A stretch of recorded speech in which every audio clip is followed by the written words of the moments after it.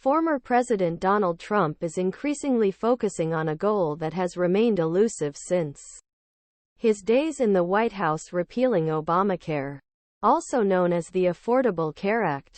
Dean Obeidallah CNN Trump brought up the issue of getting rid of Obamacare in a social media post over Thanksgiving weekend. He followed that up with another post about Obamacare last week, this time promising to replace it with something much better.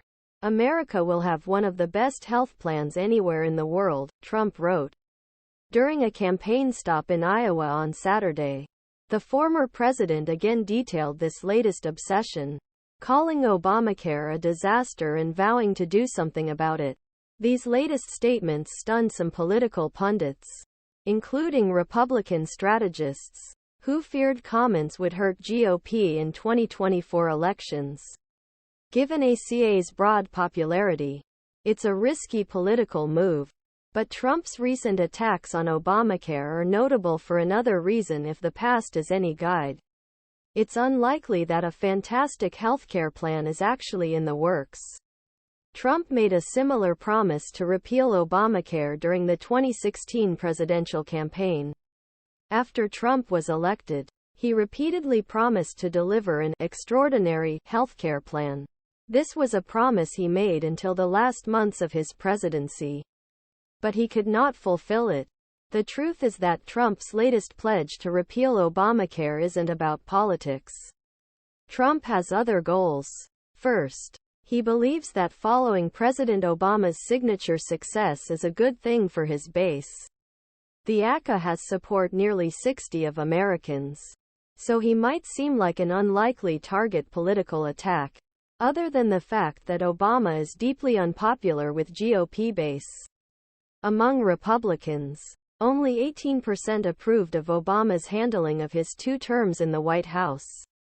Second, Trump has long seemed obsessed with attacking Obama's legacy and, if possible, undoing it. When Obama left office in January 2017, a CNN poll showed him with a 60 approval rating, placing him at the top of presidential approval ratings after leaving office. By contrast, Trump left office with an approval rating of 34%, the lowest of his tenure.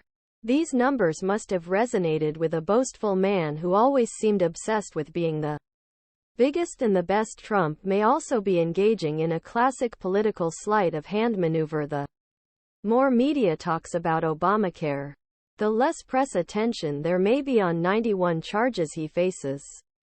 But there is another possible reason that is deeply troubling. There may be a racial component at play in Trump's attacks on the legacy of the first black president. Some experts have long expressed the view that Trump is often driven by racism and that a similar motivation may be part of the thinking of his MAGA followers. Trump understands his base better than any of us, and he certainly knows that attacking Obama as a master of political division will please his supporters. From Trump's failure embarrass W.